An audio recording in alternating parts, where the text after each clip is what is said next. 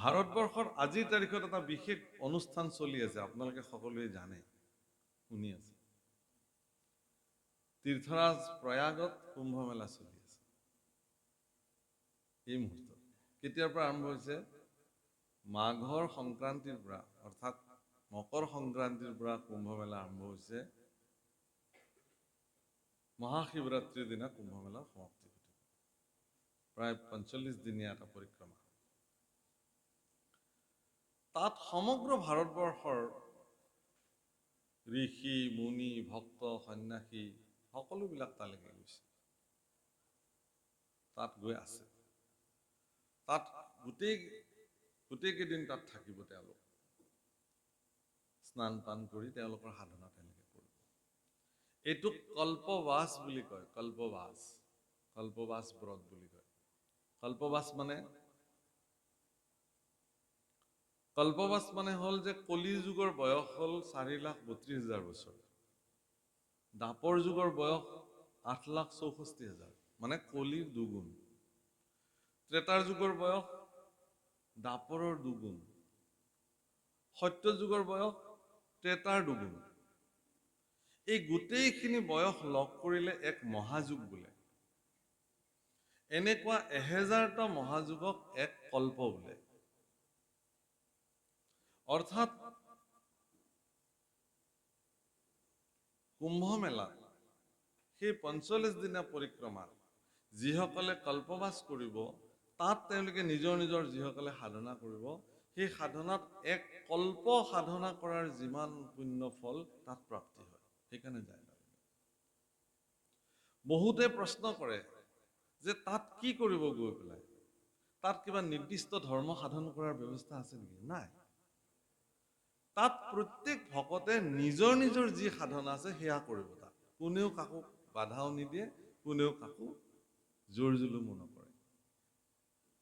শৈৱসকলে গৈ তাত শিৱ আৰাধনা কৰিব, বৈষ্ণৱসকলে গৈ বৈষ্ণৱৰ আৰাধনা কৰিব, কৰ্মকাণ্ডীসকলে পূজা পাতাল কৰিব। আৰু এইবাৰ সৌভাগ্য মৰ্মে অসমৰ পৰা এটি দল কুম্ভ মেলালৈকে আমন্ত্ৰিত হৈছে। মানে তালৈ আমন্ত্ৰিত মানে কোনেও তাত আমন্ত্ৰণ কৰিব নালাগে, আচলতে নিজে যাব লাগে। আৰু ভালেমান উত্তৰ পূৰ্বাঞ্চলৰ সত্ৰাধিকাৰকে প্ৰমুখ কৰি জাতি জনগোষ্ঠীয় ধৰ্ম গুৰুসকল ইতিমধ্যে তালৈকে যাত্ৰা কৰিছে।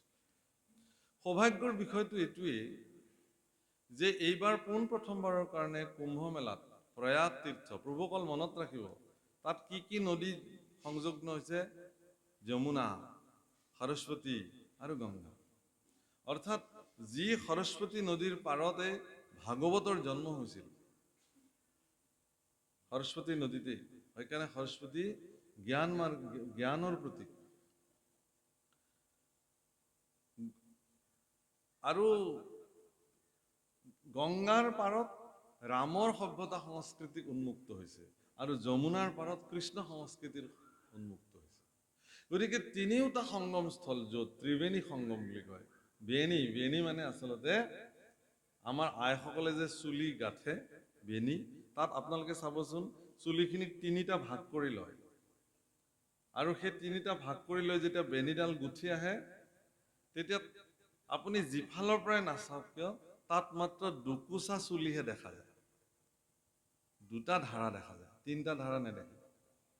ঠিক ত্ৰিবেণী সংগমতো গংগা, যমুনা, সৰস্বতী তিনিওটা নদী লগ লাগিছে যদিও দুটা জলধাৰাহে আপুনি দেখিবলৈ পাব তাত। গতিকে সেই ত্ৰিবেণী সংগমৰ তৎপৰত কুম্ভ মেলা আৰম্ভ হৈছে।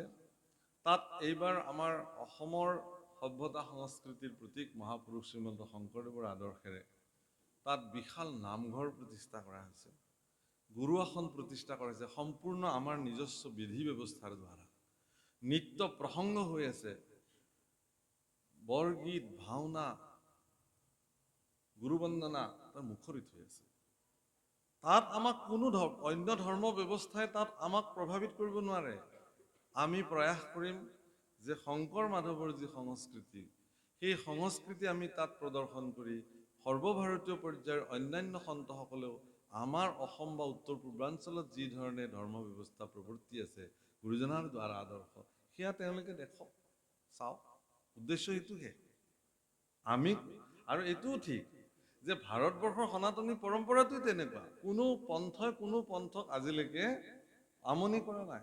চবেই নিজৰ নিজৰ পন্থত নিজে নিজে আগবাঢ়ি গৈছে। এইটো শ্ৰেষ্ঠ সমন্বয়, আৰু এনেকুৱা বিশেষত্বতা ক'তো নাই পৃথিৱীত, কোনো ধৰ্ম ব্যৱস্থাত নাই, কেৱল আৰু কেৱল সনাতন মাৰ্গত আছে। গতিকে তাত কিহৰ কাৰণে যে প্ৰতি 12 বৰ্ষৰ অন্তৰে অন্তৰে প্ৰয়াগৰাজ তীৰ্থৰাজত কুম্ভ মেলা হয়। এইকাৰণে হয় যে এইটোক পূৰ্ণ কুম্ভ বুলি কয়। এনেকুৱা 12টা পূৰ্ণ কুম্ভৰ অন্তত এবাৰ মহাকুম্ভ হয়।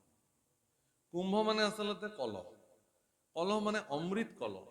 সমুদ্ৰ মন্থনৰ ফলত, দৈত্য আৰু দানৱসকলৰ সমুদ্ৰ মন্থনৰ ফলত যি অমৃত কলহ উৎপন্ন হৈছিল, সেই অমৃত কলহ লৈ দেৱতা আৰু দৈত্যসকলৰ মাজত খুব যুঁজ বাগৰ হৈছিল, আৰু সেয়াত টোটেল 12 দিন চলিছিল। তাত এই যুদ্ধ 12 দিন চলিছে তাত টনা আজোৰা। আৰু সেই 12 দিনীয়া যুদ্ধটো আমাৰ পৃথিৱীৰ হিচাপত দেৱতাসকলৰ এদিন, আমাৰ পৃথিৱীৰ এবছৰ। সেইকাৰণে ব্ৰহ্মাই গোৰক্ষ দামৰীবিলাক এদিন ৰাখিছিল আৰু পৃথিৱীত এবছৰ কাল অতিবাহিত হৈ গৈছে। সেইটো হিচাপ। অৰ্থাৎ তেওঁলোকৰ 12 দিন যুদ্ধ, ইয়াত 12 বছৰ। সেই 12 দিন যুদ্ধৰ অন্তত সেই কুম্ভৰ মানে অমৃত কুম্ভৰ পৰা অমৃতৰ চিটিকনি ভাৰতবৰ্ষৰ 4টা স্থানত পৰিছিল: প্ৰয়াগৰাজ তীৰ্থ, উজ্জৈন, নাছিক আৰু হৰিদ্বাৰ। এই 4টা স্থানতে কুম্ভ মেলা হয়, অৰ্ধকুম্ভ হয়। আৰু প্ৰয়াগৰাজ তীৰ্থত প্ৰতি 12 বছৰ অন্তৰে অন্তৰে কেতিয়া হয় যে সূৰ্য যিদিনাখন মকৰ ৰাশিত স্থিতি হয়, উত্তৰায়ণ হয়। প্ৰভুসকল, উত্তৰায়ণৰ স্থিতি বহুত বেলেগ। আমাৰ ইয়াত ভাগৱতত এই কথা লিখিছে যে পৰীক্ষিতে, দেৱৰ্ষি নাৰদে, ভক্তসকলে উত্তৰায়ণ স্থিতি, পিতামহ ভীষ্ময়ো কৈছে যে যেতিয়া সূৰ্য উত্তৰায়ণ হ'ব মই তেতিয়াহে প্ৰাণ ত্যাগ কৰিম। উত্তৰায়ণ শব্দৰ অৰ্থটো হ'ল কি, যে মানুহৰ জীৱনৰ উত্তৰণ, আচলতে চিন্তাৰ উত্তৰণ, অধোগতি নহয়। দক্ষিণায়ন হ'ব অধোগতি হ'লে, দক্ষিণ যমৰ দুৱাৰ। আপোনাৰ চিন্তা যদি ওপৰলৈ যায় তেতিয়াহ'লে উত্তৰায়ণ হ'ল চিন্তা, আৰু যিমান তললৈ চিন্তা, নিজ চিন্তা হ'ব, সিমান দক্ষিণায়ন। ই যমৰ যাতনা ভোগ কৰিব। গতিকে উত্তৰায়ণ, আজি উদ্ধৱকো কৃষ্ণ পুৰুষে ক'ব যে তুমি বদৰিকালৈ যোৱা। সমুদ্ৰ পৃষ্ঠৰ পৰা বদৰিকা ওপৰলৈ ঊৰ্ধ্বগতি হ'ব, ইও উত্তৰায়ণে হয়। গতিকে হে প্ৰভুসকল, ভগৱান যে জগতৰ স্বামী, তেওঁ নিজৰ অস্তিত্বতকৈও ভকতৰ অস্তিত্বক অধিক প্ৰাধান্য দিয়ে, এই কথা ভাগৱতে প্ৰমাণ কৰিছে। গতিকে তেওঁ ইচ্ছা কৰিলে ঋষি সাপ ব্যৰ্থ কৰিব পাৰিলেহেঁতেন, কিন্তু তেওঁ নকৰিলে। অসমত, ভাৰতবৰ্ষত সকলো স্থানতে, বিশেষকে ভাগৱতৰ যি কথা কোৱাৰ পৰম্পৰা আছে, উত্তৰ ভাৰত, দক্ষিণ ভাৰত, বংগ আদি চবতে ভাগৱতৰ কথা অসমৰ ভাগৱত কথাৰ নিচিনাকে নকয়। অসমত আটাইতকৈ শ্ৰেষ্ঠ পৰম্পৰাটো হ'ল অবিৰত ভাগৱত পাঠ। 7 দিন 7 ৰাতি একেধাৰে ব্যাখ্যা নকৰাকে ভাগৱত পঢ়ি গৈ প্ৰথম স্কন্ধৰ পৰা 7 দিনৰ ভিতৰতে দ্বাদশ স্কন্ধ সমাপ্তি কৰিব লাগে। এই পৰম্পৰা অসমত চলি আহিছে, অবিৰত ভাগৱত পাঠ। আৰু এইবাৰ আমি সমগ্ৰ ভাৰতবৰ্ষক দেখুৱাম যে আজি 20 তাৰিখটো, আজি 19 তাৰিখ, 19 তাৰিখ নহয়নে? 21 তাৰিখৰ পৰা কুম্ভত, প্ৰয়াগৰ পবিত্ৰ তীৰ্থত 7 দিন 7 ৰাতি অবিৰত ভাগৱত পাঠ হ'ব, মহাপুৰুষ গুৰুজনাৰ দ্বাৰা বিৰচিত। 7 দিন 7 ৰাতি চলিব তাত নিৰন্তৰ, কোনো ব্যাখ্যা নহয়।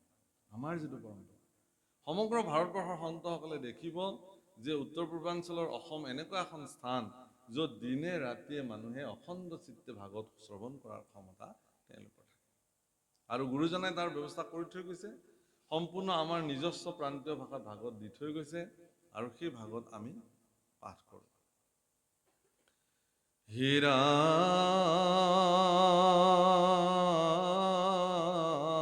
ৰাম, তুমি তপ পুণ্য, তুমি বিনে শূন্য, দেখোইতো ত্ৰিজগত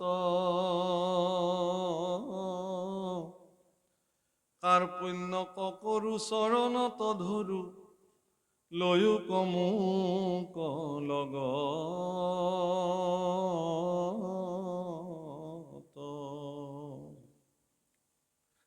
তোমাৰ চৰণ পংকজ পূজিবে কত পুণ্যে পাইলো লাগ বাপ জগন্নাথ নকৰায় অনাথ ভকত তুমি ত্যাগ। হে ভগৱান, মই তোমাক প্ৰাৰ্থনা কৰিছো, তুমি যিহেতু যাবা গতিকে তোমাৰ লগত মোকো লৈ যোৱা। তুমি অবিহনে এই জগতখন মই শূন্য দেখো। তুমি অবিহনে এই জগতখনক মোৰ কোনো অস্তিত্ব মই নেদেখো। তুমি মোৰ কাৰণে সৰ্বে সৰ্বা, তুমি মোৰ কাৰণে সকলো। এতেকে তোমাক এৰি মোৰ জীৱন মই চলাব নোৱাৰো। হে ভগৱান, তুমি মোক লগত লৈ গ'লা। তোমাৰ চৰণ পংকজ পূজিবে কত পুণ্যে পাইলো লাগ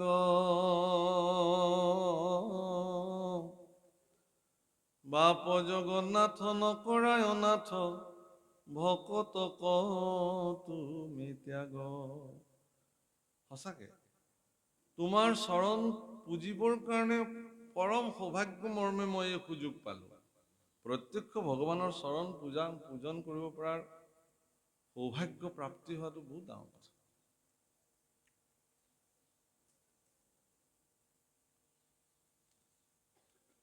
প্ৰভু ৰামচন্দ্ৰৰ চৰণ সেৱা কৰিছিল নিৰন্তৰ যিসকলে, লক্ষ্মণ, হনুমান, এইসকলে।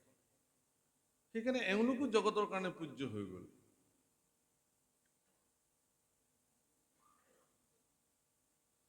আজিও এটা পৰম্পৰা, এটা কথা ধৰা হয় ভাৰতবৰ্ষৰ সনাতন পৰম্পৰা,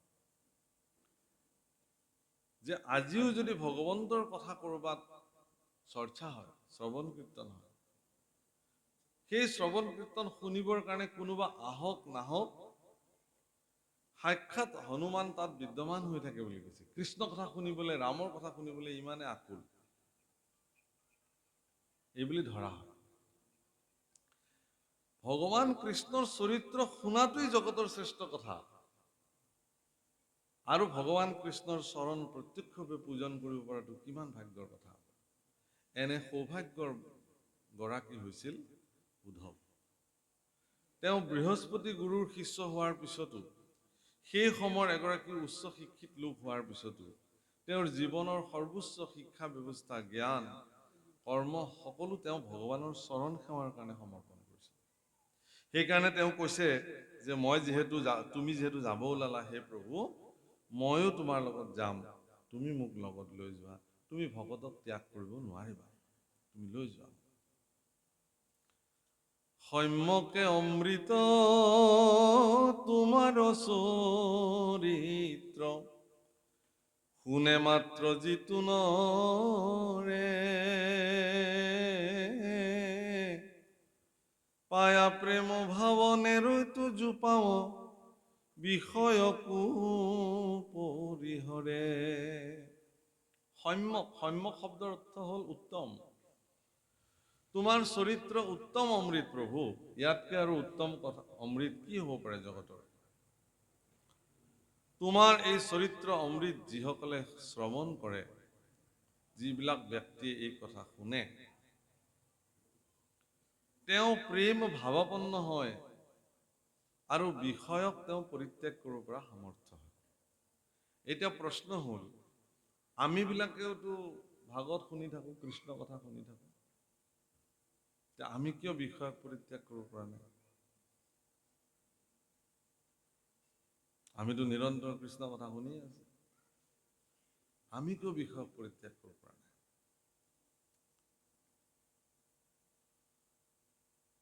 ডাঙৰ কথা হৈছে এইটোৱে যে কৃষ্ণ কথা আপুনি কাৰ পৰা শুনিব? আপুনি চাওক যে সীতাৰ কথা ভগৱান ৰামৰ পত্নী সীতাৰ চৰিত্ৰ যি ধৰণে বৰ্ণিত হৈছে, এগৰাকী পৰম কল্যাণকামী সাধ্বী শান্তি নাৰী সীতাৰ চৰিত্ৰ যদি কোনোবাই শুনে, যিমান দুষ্ট পুৰুষ হলেও তেওঁৰ মন তৎক্ষণাৎ নিয়ন্ত্ৰণলৈ আহি যায় সীতাৰ চৰিত্ৰ শুনিলে। এগৰাকী চঞ্চলৰ পৰা চঞ্চল কামী পুৰুষৰ ওচৰতো যদি সীতাৰ চৰিত্ৰ কোনোবাই গায়, তেতিয়াহ'লে তেওঁৰ লগে লগে মানস পটত এনেকুৱা ক্ৰীড়া আৰম্ভ হৈ যায় যে তেওঁ তৎক্ষণাৎ তেওঁ নিজক সংযম কৰিব পৰা সামৰ্থ্য হৈ যায়।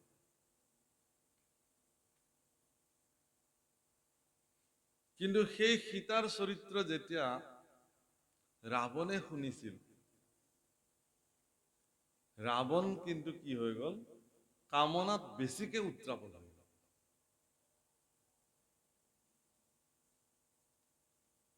ৰাৱণ কামনাৰ প্ৰতি বেছি তৎক্ষণাৎ মানে লাগে আৰু সীতাক, তেওঁ এনেকুৱা কামনা পৰৱশ হৈ গ'ল।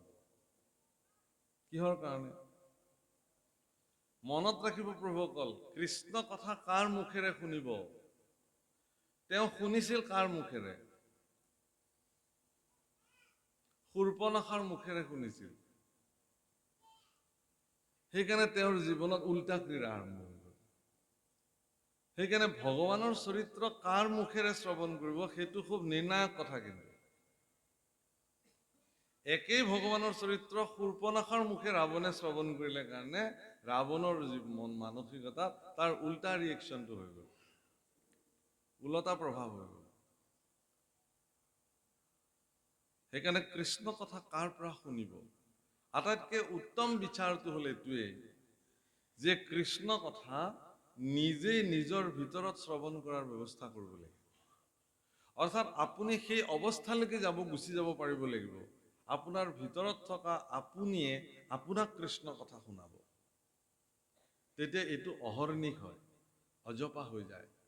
24 ঘণ্টা আপুনি তেতিয়া কৃষ্ণ ধ্বনি শুনিব, কৃষ্ণ চৰিত্ৰ। এনেকুৱা 24 ঘণ্টা কৃষ্ণ ধ্বনি আৰু চৰিত্ৰ শ্ৰৱণ কৰোতাসকলৰ ভিতৰত পোন প্ৰথমে অগ্ৰগণ্য হিচাপে নাম লোৱা হয় গোপীসকলৰ। সেইকাৰণে গোপীসকল যেতিয়া ভগৱানৰ ওচৰলৈকে ঢপলি আহিলে, তেতিয়া ভগৱানে গোপীসকলক কৈছিলে যে তোমালোকে এটা কাম কৰা, মোক দেখিলা বোলে, দেখিলো।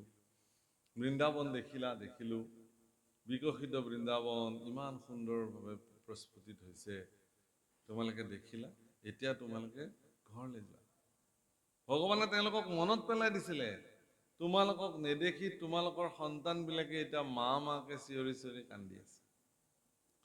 তোমালোকক নেদেখি তোমালোকৰ স্বামী হাবাথুৰি খাইছে। তোমালোকৰ পৰিয়াল পৰিজনৰ মাজত ভীষণ পৰিস্থিতিৰ সৃষ্টি হৈছে। গৰু গাই সা সম্পত্তি খেতি বাতি সকলো তোমালোক মালিকনী একো একোগৰাকী। গতিকে নিজৰ নিজৰ সা সম্পত্তিৰ মালিকনী হৈ থাকাগে, যোৱা ইয়াৰ পৰা সোনকালে। কিন্তু গোপীসকলে কি বুলি কৈছিলে যে হে ভগৱান, তোমাৰ মুখেৰে এনেকুৱা কথা হ'ব বুলি আমি ভবাই নাছিলো। তুমিও যে ভকতক এনেকে ত্যাগ কৰিব পাৰা, এই কথাটোতো আমি ভবাই নাছিলো। আমিতো ইতিমধ্যে তোমাক পাবৰ কাৰণে আমাৰ জীৱনৰ সৰ্বস্ব পৰিত্যাগ কৰি থৈ গুচি আহিলো। আমি যে কিবা মালিকনী, সম্পত্তিৰ মালিকনী, গৰু গাই খেতি বাতি এইবিলাক আছে পাহৰি গলো আমি। আমাৰ যে স্বামী আছে আমি পাহৰি গলো, আমাৰ যে সন্তান সন্ততি আছে পাহৰি দিছো। আমাক কেৱল তোমাক লাগে, তোমাৰ দুখানি চৰণত সমৰ্পিত হ'বলৈ লাগে। এইটোৱেই মনুষ্য জীৱনৰ স্বাৰ্থ। সেইকাৰণে ইয়াত উদ্ধৱে কৈছে যে প্ৰভু, তোমাৰ চৰিত্ৰ শুনিলে মানুহৰ মনত প্ৰেম ভাৱনাৰ জন্ম হয়। গোপীসকলৰ মনত প্ৰেম ভক্তিৰ জন্ম হৈছিল, যাক সপ্ৰেম ভকতি বুলি কয়। সেই সপ্ৰেম ভকতি জন্ম হোৱাৰ ফলতে তেওঁলোকে বিষয়কো পৰিত্যাগ কৰিবৰ কাৰণে সামৰ্থ্য হৈ গৈছে। ৰাম শয়নে ভজনে স্নান গোপ স্থানে, সদা সেৱা কৰো আমি। তোমাক নেদেখি ৰাখি প্ৰাণ প্ৰভু, কিমতে বৰ্তিব স্বামী।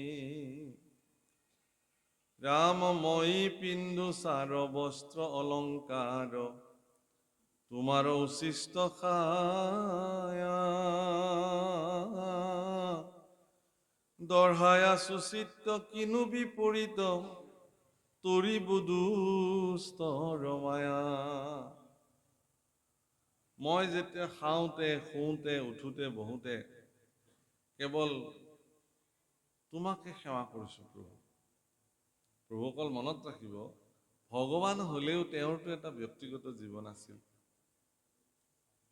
আমি সামাজিক ব্যক্তিবিলাকৰ, আপোনালোক সকলোৰে সামাজিক ব্যক্তিবিলাকে অধিকাংশ সময় সামাজিক হৈ থাকে, কিন্তু তেওঁলোকৰতো এটা ব্যক্তিগত জীৱন আছে। সেই ব্যক্তিগত জীৱনখিনি তেওঁলোকে কাকো নিদিয়ে, সেইটো তেওঁৰ নিজৰ কাৰণে। তেওঁ খাব, শুব, স্নান কৰিব, দৈনন্দিন নিত্যকৰ্ম সাধন কৰিব, পৰিয়াল পৰিজনৰ লগত থাকিব, এইখিনি তেওঁৰ ব্যক্তিগত জীৱন। কিন্তু ভগৱান কৃষ্ণৰো যি ব্যক্তিগত জীৱনসমূহ আছিল, সেই ব্যক্তিগত জীৱনসমূহতো প্ৰত্যেকটো মুহূৰ্তত এগৰাকী একনিষ্ঠ সেৱক হিচাপে উদ্ধৱ তেওঁৰ লগত আছিল। ভগৱানৰ স্নান কৰা কাৰ্য, ভোজন কৰা কাৰ্য, শয়ন কাৰ্য, সকলোতে উদ্ধৱে তেওঁক যি ধৰণে সেৱা কৰিব লাগে, প্ৰতি মুহূৰ্তত তেওঁ সেৱাৰ কাৰণে প্ৰস্তুত হৈ আছে। আৰু এই কথা স্বয়ং উদ্ধৱে নিজে স্বীকাৰ কৰিছে যে হে প্ৰভু, শয়নে ভোজনে স্নান গোপ্য স্থানে সদা সেৱা কৰোঁ আমি। মোৰ এইটো বিশ্বাস আছিলে যে তুমি যিদিনাখন যাবা ময়ো তোমাৰ লগতে গুচি যাম। গতিকে তোমাক বাদ দি পেলাই মোৰ আজিৰ পৰা কামেই বা কি, তুমিয়ে নাথাকিলে, মোৰতো কাম তুমিয়ে আছিলা। তাৰমানে এগৰাকী প্ৰকৃত ভকতে ঈশ্বৰৰ কৰ্মত এনেকে সমৰ্পিত হয়, ঈশ্বৰ অবিহনে তেওঁৰ জীৱনত আৰু একো কামেই নাথাকে। উদ্ধৱৰ জীৱনতো সেইটোৱে হৈছে। কিন্তু আমি যিবিলাক ভক্ত হৈছো, আমাৰ ভক্তবিলাকৰ আমাৰ প্ৰথম আৰু প্ৰধান কাম হ'ল নিজৰ কামখিনি। তাৰ মাজতে যিখিনি আহৰি পাওঁ সেইখিনিহে আমি ভগৱানৰ কাৰণে দিওঁ। কেতিয়াবাতো তাতো বিঘিনি।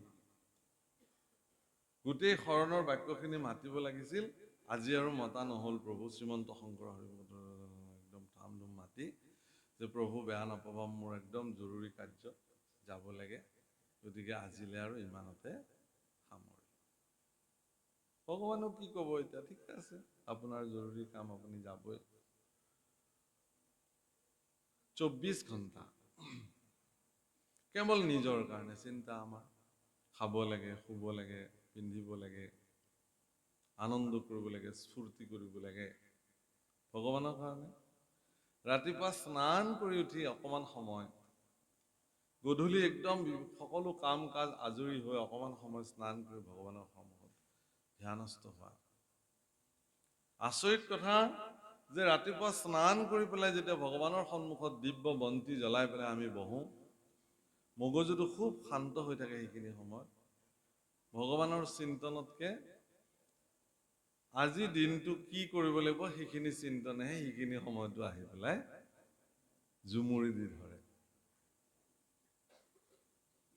যাদৱ যদুনন্দন মাধৱ মধুসূদন চলি থাকিল, তাৰ মাজতো আকৌ সেইখিনি চিন্তা, আজি কাক লগ কৰিব লাগিব, কাক কি দিব লাগিব, কাৰ পৰা পইচা আনিব লাগিব, কাক পইচা দিব লাগিব, বজাৰ কেতিয়া কৰিব লাগিব, জী জোঁৱাইৰ ওচৰলৈ কেতিয়া যাব লাগিব, নাতিটোৰ কাৰণে পইচা পঠিয়াব লাগিব, হেন তেন তেন তেন, সেইখিনি সময়ত আটাইগাল পৰিকল্পনা আহি আপোনাক তাতে ধৰি থাকিব।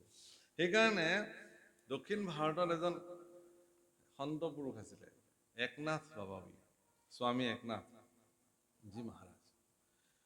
তো এজন ব্যৱসায়ীয়ে ৰাতিপুৱা যেতিয়া ধূপ জ্বলাইছে, বন্তি জ্বলাইছে, আৰতি কৰিছে, তেতিয়া তেওঁৰ মগজুত আজি ব্যৱসায়ত কি কৰিব লাগিব, কিমান টকা দিব লাগিব ইত্যাদি এইবোৰ চব চিন্তা সেইখিনি সময়ত তেওঁৰ মগজুত আহি ধৰে। তেওঁ চিন্তা কৰিলে যে মইতো 24 ঘণ্টা কেৱল মোৰ বেপাৰখনক লৈ চিন্তা কৰি থাকো। এই ৰাতিপুৱা গাটো ধুই অকমান ভগৱানক ভজনা কৰোঁ, এইখিনি সময়তো মোৰ এইবোৰ চিন্তা আহে, এই চিন্তাৰ পৰা মই কেনেকে মুক্ত হ'ব পাৰোঁ? অকমান সময়, হে ভগৱান মোক উপায় দিয়া, যাতে মই অকমান সময় বেলেগ একো চিন্তা নকৰাকে মই কেৱল খুব শুদ্ধ শান্ত চিত্তেৰে অকণমান সময়, 24 ঘণ্টা মোৰ দৈনন্দিন জীৱনৰ 24 মিনিট যদি মই 24 মিনিট নোৱাৰো, 24 ছেকেণ্ড যদি মই তোমাক ভাবিব পাৰিলো, বেলেগ একো নহয়, কোনোবাই দাবী কৰিব পাৰে যে মই পাৰোঁ, কিন্তু সেইটো কাৰ্যহে পৰিচয় দিব, সেইটো নিজে জানিব, বেলেগে নাজানে। তেওঁ চিন্তা কৰিলে যে একনাথ বাবাই কেনেকে দিন ৰাত ধ্যানস্থ হৈ থাকিব পাৰে। তেওঁ গুচি গ'ল তেওঁৰ ওচৰলৈ, গৈ ক'লে বোলে হে বাবা বোলে মই তোমাৰ ওচৰলৈকে এটা উপায় বিচাৰি আহিছোঁ। বোলে কি? যে আমিতো দিনটো 24 ঘণ্টা, আমি 24 মিনিট সময়ো ভগৱানৰ চিন্তনত থাকিব নোৱাৰো। তুমি এই 24 ঘণ্টাই ভগৱানৰ চিন্তাত কেনেকে বিলীন হৈ থাকিব পাৰা? এই উপায়টো মোক লাগে। কেলে? বোলে ময়ো অকণমান ভগৱানৰ চিন্তা কৰিব খোজো তোমাৰ নিচিনাকে। একনাথ বাবা অকণমান সময় ধ্যানস্থ হ'ল, হৈ কিনে ক'লে যে হে বৎস, তুমি আৰু এইবিলাক কৰিব নালাগে। কিহৰ কাৰণে? যে তুমি মাত্ৰ জীয়াবাই মাত্ৰ 30টা দিন পৃথিৱীত। এই 30 দিন জীয়াই থাকি তুমি গোটেই জীৱন কৃষ্ণ চিন্তা, ঈশ্বৰ চিন্তা নকৰাকেই কটালা। আৰু এই 30টা দিননো চিন্তা কৰি কি কৰিবা? নালাগে, যোৱা যেনেকে কটাইছিলা তেনেকে কটোৱাগে। আৰু তুমি যিহেতু মাত্ৰ 30টা দিনৰ আলহী, গতিকে এই 30টা দিনত তুমি ঠিকছে খাই লৈ মৌজ মস্তি কৰি যি মন তাকে কৰাগে। আৰু যাবাই যিহেতু, আৰু পৃথিৱী এৰি এই ভোগ ভোগতি ক'ত পাবা? আৰু বা কি জন্ম হয় তোমাৰ ক'বতো নোৱাৰি। পোক পৰুৱা, গছ বিৰি, তৰু তৃণ কি হয় ঠিকতো নাই। যোৱা।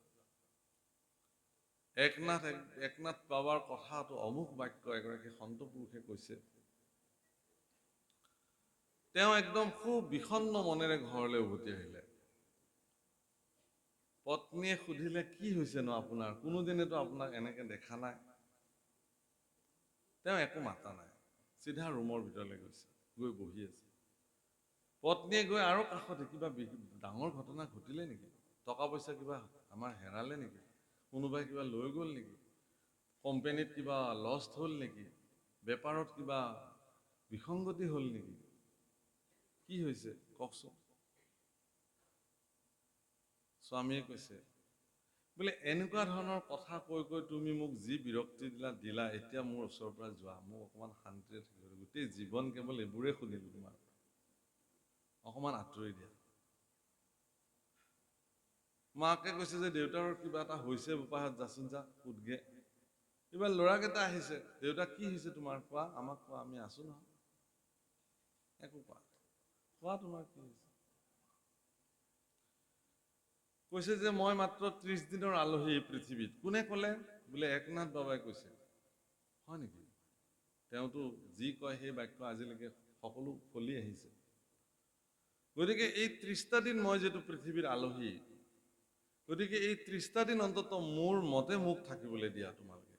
আজিৰ পৰা মই সকলো মোৰ ব্যৱসায় বাণিজ্য, টকা পইচা, সা সম্পত্তি যি আছিল সকলো তোমালোকক দি দিলো। তোমালোকে চবে ভগাই ভগাই যেনেকে মিলে লৈ ল'বা, মোক আৰু একো নুসুধিবা। মই য'ত যি লিখি দিব লাগে চব লিখি দিছো, চহী কৰি দিছো, তোমালোকে চব লৈ যোৱা, মই নাই বুলি ধৰি লোৱা, আৰু মোক এইবোৰ কথা নকবা। এই বুলি তেওঁ সাধনা গৃহত গৈ বহি দিলে। 30টা দিন কেনেকে অতিক্ৰম কৰিলে তেওঁ ক'বই নোৱাৰিলে। নিৰ্দিষ্ট সময়ত উঠি আহে, স্নান পান কৰে, কিবা অকণমান খায়, আকৌ তাতে যায়। 30 দিনৰ দিনা বংশ কুটুম্ব সকলো আহি সাজু হৈছে, খৰি খেৰ সকলো যোগাৰ হৈছে। অঙহী বঙহীয়ে চোতালত বিনাই বিনাই কান্দিছে, দাইটি কাইটি যাৰ যি হয়, তই অমুক কৰিছিলি তমুক কৰিছিলি, আজি তই যাবি, হেন তেন, আমি কেনেকে থাকিম? এইটো কান্দন চবেই কান্দে। তই গ'লি আমি কেনেকে থাকিম? কিন্তু চবে থাকেই, আৰু কোনো নথকাকে আছে। কোনোবা গ'ল বুলি কোনোবা নাথাকে নেকি? আগৰ নিচিনাকেই থাকে। সেইটো অকণমান সময়ৰ আৱেগ। কাৰণ মৃত্যু এটা এনেকুৱা সত্য যে ইয়াক কোনেও আজিলৈকে নুই কৰিব নোৱাৰে। দেখিলে যে 30 দিন পাৰ হৈ গ'ল, তেওঁতো নমৰিলে। 31 দিনৰ দিনাও নমৰিলে। তাৰপিছত সকলো বতি বংশ গৈ একনাথৰ ওচৰলৈকে গ'ল, লৈ আহিলে তেওঁক মাতি। তেওঁ আহিলে, বোলে আপুনি কৈছিলে এনেকুৱা এনেকুৱা আমাৰ দেউতা 30 দিনৰ ভিতৰত। বোলে ক'ত আছে তেওঁ? বোলে তাতে ধ্যানত বহি আছে।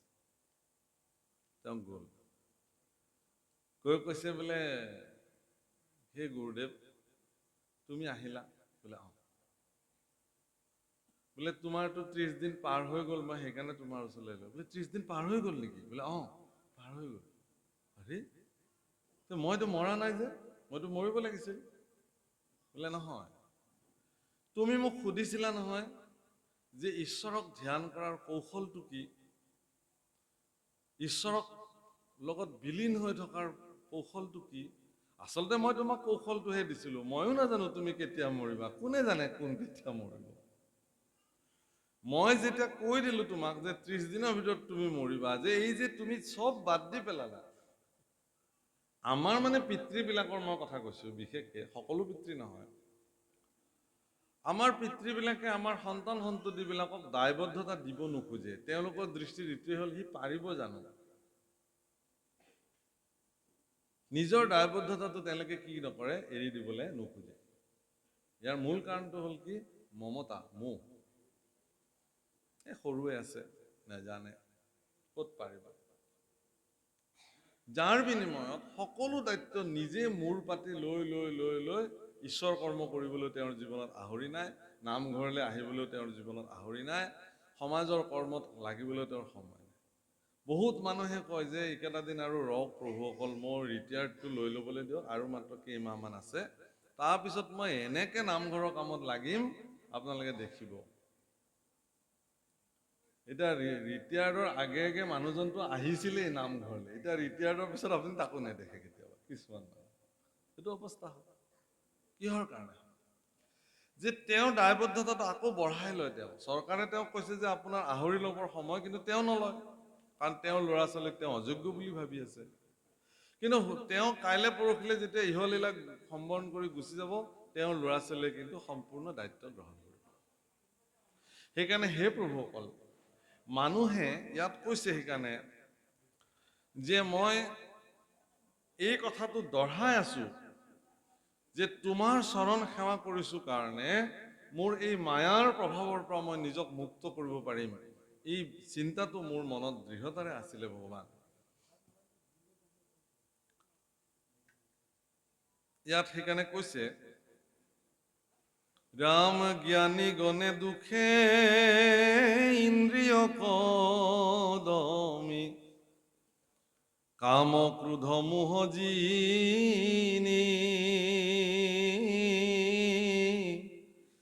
যিটো ব্ৰহ্মপদ পাৱৈ প্ৰভু পুনু, তাহাৰো আছে বিঘিনি। জ্ঞানীগণে ইন্দ্ৰিয়ক দমন কৰি অত্যন্ত কঠোৰ সাধনাৰে ঈশ্বৰ সাধনা কৰিবলৈ যায়। ব্ৰহ্মপদ প্ৰাপ্তি হয়, তাৰ পিছতো তেওঁলোকৰ বিঘিনি আহে। কিহৰ কাৰণে? যে তেওঁলোকে যেতিয়ালৈকে ভক্তি জীৱনত প্ৰাপ্তি নহয়, মুক্তি প্ৰাপ্তি হ'ব পাৰে। বাপসকল, যে জন্ম মানেই বন্ধন নহয় আৰু মৃত্যু মানেই মুক্তি নহয়। কিন্তু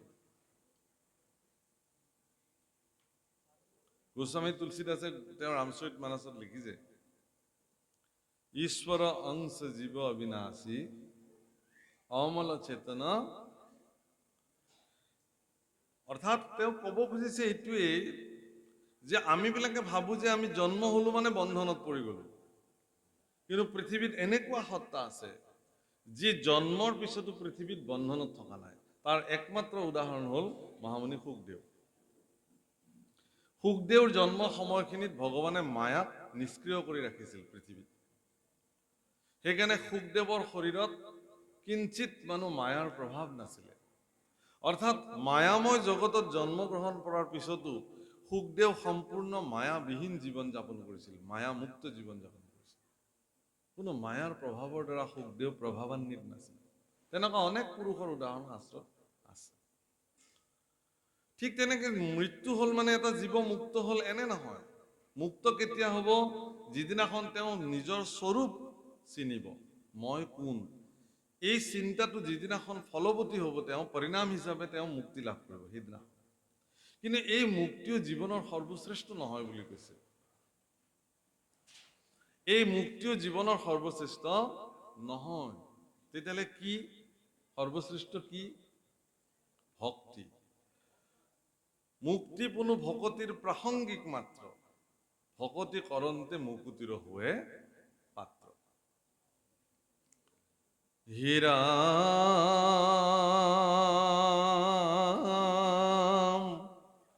আমি মহামূঢ় গৃহবাসী সুখে সংগ লয়া ভকতৰ তোমাৰ চৰিত্ৰ কথা শুনিলাতে তৰিব দুষ্টৰ মায়া